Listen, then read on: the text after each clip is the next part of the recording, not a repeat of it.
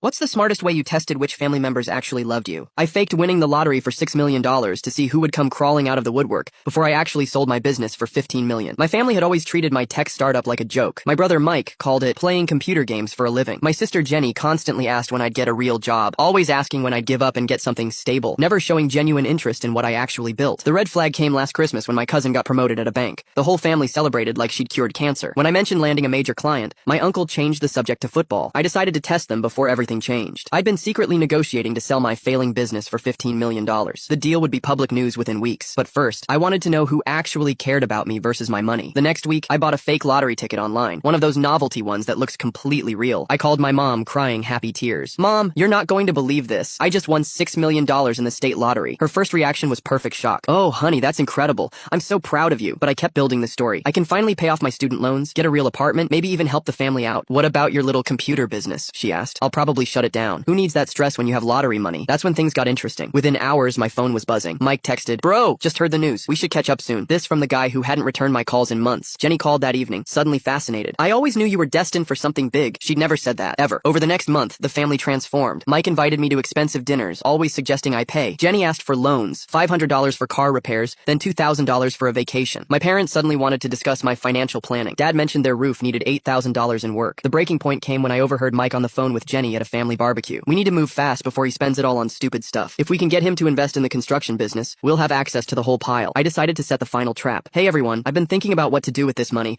I want to give back to the family that supported me." I pulled out a notebook at Sunday dinner. "I'm thinking $50,000 each to start. Who wants to tell me how they've supported my dreams over the years?" Mike jumped in immediately. "Remember when I always said your computer thing would pay off? I always believed in you, man." Jenny nodded eagerly. "And I always defended you when people said you were wasting your time. I told everyone you were building something special." My parents smiled proudly. "We never doubted you for a second," Dad said. Then I pulled out my phone and played the recording from the barbecue. Mike's voice came through clearly. "Move fast before he spends it all on stupid stuff." Everyone froze. The color drained from Mike's face. "Turns out I never won the lottery. That was a fake ticket. But I did just sell my little computer business for $15 million. The announcement goes public tomorrow." I showed them the signed purchase agreement. I wanted to see who